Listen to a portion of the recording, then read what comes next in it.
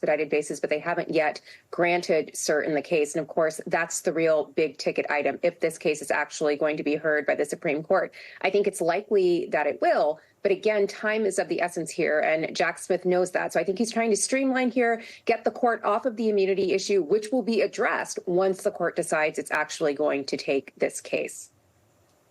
Yeah, and Dave, we've talked about the fact that Trump loves to delay. I personally loved the citation, which I'm calling the speed citation to United States versus Nixon in this filing.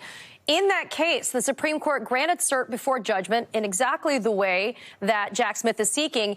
And the Supreme Court expedited briefing and came to a decision 16 days after argument. I mean, Dave, does that mean that it's going to move the needle? That type of citation, does that mean that's going to move the needle with today's justices?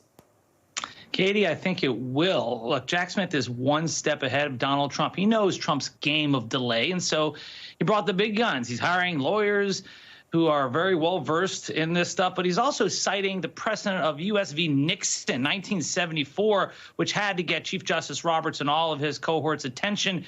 And the Supreme Court seems to be willing to entertain the argument of an expedited appeal to hopscotch over the appellate court.